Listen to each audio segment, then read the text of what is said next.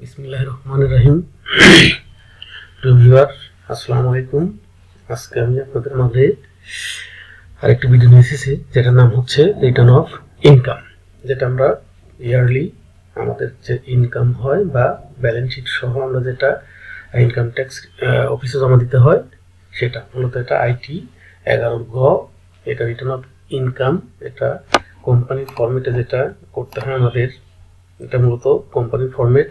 তো এখানে পার্ট 1-এ আছে বেসিক ইনফরমেশন, এখানে অ্যাসেসমেন্ট ইয়ার কি হবে, রিটার্নটা আমি মানে সাবমিট কোন সেকশনে জমা দিলাম, 82 বিপি 82 নাকি আদার্স। একটা জিনিস বলে রাখি, আসলে কোম্পানি রিটার্নগুলো এটা আদার্সে বা জেনারেলে দিলে সবচাইতে ভালো।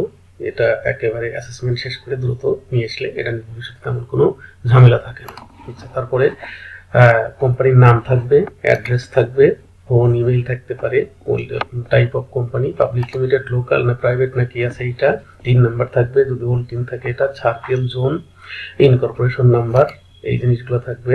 ইনকর্পোরেশন ডেট যদি থাকে দিতে পারেন, ইনকাম ইয়ারটা কত থেকে কত সেটা দিতে হবে, রেসিডেন্টাল স্ট্যাটাস কি থাকবে সেটা দিবেন, মেইন বিজনেস এটা দিবেন, এই যে এনি এক্সপোর্ট, ইনকাম ইয়ার এক্সপোর্ট হোক বা যে টাইপের বিজনেস হোক সেটা আপনি এখানে দিতে পারেন। এটা হচ্ছে আমার পার্ট 1-এ বেসিক ইনফরমেশন। তারপর আসেন part 2, particular income and tax. দেখেন এখানে আপনার কোন কোন খাতে ইনকাম আছে সেই ইনকামগুলো এখানে বসিয়ে দেবেন, টোটাল ইনকাম। এবং তারপর ট্যাক্স কম্পিটিশন অ্যান্ড পেমেন্ট। এখানে একটা মজার জিনিস আছে, এখানে কিভাবে করবেন, এখানে আপনার ট্যাক্সের রেটটা কত। এখানে যেমন এটা একটা গার্মেন্টস ইন্ডাস্ট্রি, আমি এটা নিয়েছি, তো এখানে ট্যাক্সের রেট হচ্ছে 12%। এটা গার্মেন্টস ইনকাম 12%, কিন্তু বাকি আদার্স ইনকাম যেটা আছে সেটার ইনকামের সোর্সটা তো এখন 30%, 32% বা 30%। তো এখানে 32.5% আগে ছিল, এখন অবশ্য এটা কমে 30% হয়ে গেছে। আচ্ছা, তারপরে আসেন এখানে টোটাল অ্যামাউন্ট পেয়েবল, আমার পেয়েবল অ্যামাউন্ট কত। তাহলে পেয়েবল এইটা। এখন ট্যাক্স ডিডাকশন আর কালেক্টেড অ্যাট সোর্স, আপনি আপনার সোর্সে মানে যাদের কাছ থেকে কেনাকাটা করেছেন তাদের কাছ থেকে কত পরিমাণ ট্যাক্স কেটেছেন, অথবা আপনার সেলসের ক্ষেত্রে আপনার ব্যাংক কত টাকা ট্যাক্স কর্তন করে রেখেছে, এটা মূলত সেইটা। তারপরে আসলে আপনার টোটাল অ্যামাউন্ট অফ ট্যাক্স কত দিয়েছেন সেইটা, এখানে যদি অ্যাডভান্স পেইড ট্যাক্স দিয়ে থাকেন সেটা থাকবে, অ্যাডজাস্টমেন্ট ট্যাক্স রিফান্ডে থাকলে অ্যাডভান্স পেইড ট্যাক্স, ক্যাটাস প্রুফ এগুলা থাকলে দিতে হবে, সবগুলো যোগ করে যেটা হবে সেইটা। তাইলে এখন এখানে আপনার টিপি সেন্টার এক্সেস, এখানে দেখেন আমার কতটুকু ট্যাক্স টোটাল পেয়েবল কত এবং আমি দিলাম কত, এখানে আমি মানে আরো 51,000 টাকা বেশি ট্যাক্স দিয়েছি। এইটা হচ্ছে আমার part 2, particular of income and tax. আমার ইনকাম কত এবং আমি ট্যাক্স কত দিয়েছি এবং কত দিতে হবে তার একটা হিসাব। তারপর আসেন পার্ট 3। পার্ট 3 হচ্ছে পার্টিকুলার অফ ট্যাক্স বেনিফিট। দেখুন এখানে যদি আপনার যেমন একটা পরিপত্র আছে গার্মেন্টসের, যদি এখানে এছাড়াও থাকে যেমন 12% হিসেবে গার্মেন্টস এরিয়া হবে, আবার যদি এখানে কারো গ্রিন বিল্ডিং থাকে সেক্ষেত্রে কিন্তু তার ট্যাক্সের রেট হবে 10%। এটা আপনি লিখে দিতে পারেন, যদি এছাড়াও থাকে সে এছাড়াও নাম্বারটা দিয়ে দিলে তাহলে বেটার হয় ইনকাম ট্যাক্স অফিসের যারা অফিসাররা যারা কাজ করে তাদের বোঝার জন্য। তারপর এখানে income enjoying reducing rate tax যদি থাকে সেক্ষেত্রে এখানে এছাড়াও সহ সেকশন সবসময় বসায় দিতে পারেন।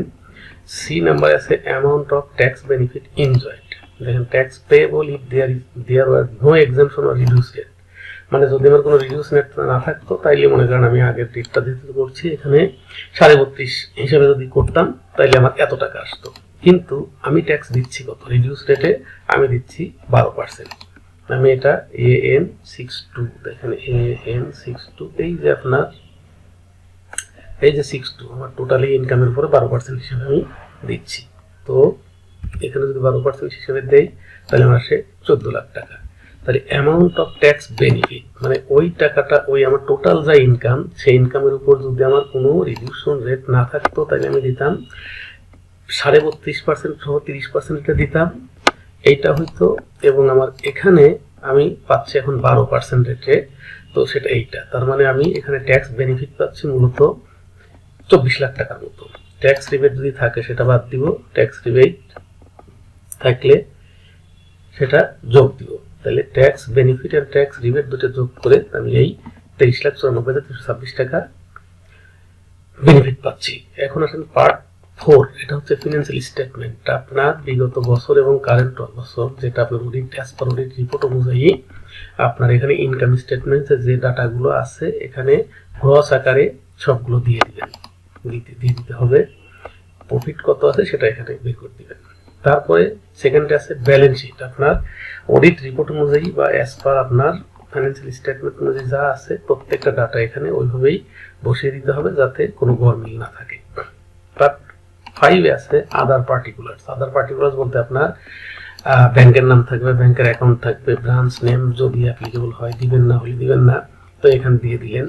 তারপরে পার্টিকুলার অফ ডিরেক্টরস, আপনার ডিরেক্টরস কয়জন আছে, তাদের 3 নাম্বার কত, কার পার্সেন্টেজ কত, 3 জন 5 জন 10 জন যা থাকে এখানে বসিয়ে দিতে হবে। তারপর particulars of affiliated entries, additional paper if more name যদি লাগে তাহলে এখানে আপনি আরো কিছু দিয়ে নাম দিয়ে দিতে পারেন কোম্পানি যদি থাকে। পার্ট 6, এটা introduction, enclosed and verification other particulars. এখানে দেখেন আপনার ইন্ট্রোডাকশনে কি কি আছে এটা আপনার রিটার্নে বলাই থাকে, এটা আমাদের রিটার্নে বলাই থাকে সেকশন 75 এর যেভাবে দিয়েছেন সেই অনুযায়ী এটা চার্টার্ড অ্যাকাউন্টেন্ট দ্বারা স্টেটমেন্ট হতে হবে, থার্ড শিডিউল অনুযায়ী হতে হবে, মানে কি কিভাবে করবেন সেই ব্যাপারটা এখানে বলে দিয়েছে।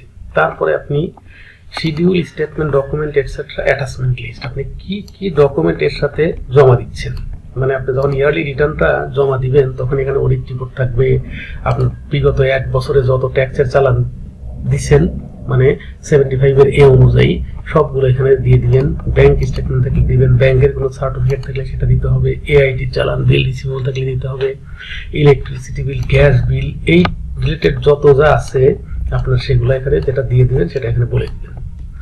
তারপরে ভেরিফিকেশন, নাম, ম্যানেজিং ডিরেক্টর, স্বাক্ষর, সিগনেচার, ডেট, প্লেস, কোন ডেটে দিলেন, কোন ডেটে যে জমা দিলেন, ডেট অফ সাবমিশন এখানে দিয়ে দিলেন। এরপরে দেখেন লাস্ট আপনার হচ্ছে acknowledgement receipt of return of income. এই যে অ্যাকনোলেজমেন্ট রিসিপ্টটা এইটা আপনার ট্যাক্স অফিস থেকে আপনাকে ওরা সিল স্বাক্ষর দিয়ে আপনাকে দিয়ে দিবে যে আমি আপনি রিপোর্টটা জমা দিয়েছেন, ট্যাক্সের রিটার্ন জমা দিয়েছেন, এটা হচ্ছে আপনার প্রুফ। এবং এটা প্রত্যেক অর্থ বছর শেষ হওয়ার পরে 7 মাসের 15 তারিখের মধ্যে এটা জমা দিতে হয়। তো বন্ধুরা দেখেন আমি এখানে এক্সেলে সুন্দর করে ফরম্যাটটা বানিয়ে নিয়েছি যেটা আমার কাজ করার জন্য খুব বেশি সময় লাগে না। তো আপনারা যদি এরকম এক্সেলে সুন্দর করে একটি রিপোর্ট তৈরি করে নিতে পারেন তাহলে দেখবেন যে আপনার কাজটা খুব সহজ হয়ে গেছে। এবং আপনার যদি 75 এর এ এটা ঠিক মতো করেন তাইলে আপনার ওই যে ডকুমেন্টেশন যেটা সাথে জমা দেওয়ার জন্য এটার জন্য খুব কষ্ট করতে হবে না, তখন আগে আপনার করাই আছে, জাস্ট ওখান থেকে একটা ফটোকপি করে আপনি এটা ট্যাক্স রিপোর্টে ট্যাক্স অফিসে জমা দিতে পারেন। তো বন্ধুরা আমার ভিডিওটি কেমন লাগলো কমেন্টস করবেন, লাইক দিবেন এবং সাবস্ক্রাইব করবেন। ভালো লাগলে কমেন্টসের মাধ্যমে জানান এবং ভবিষ্যতে কোন ধরনের ভিডিও আপনাদেরকে দিলে আপনারা উপকৃত হবেন সেটা আমাকে জানাইলে খুশি হব। ওকে, আসসালামু আলাইকুম।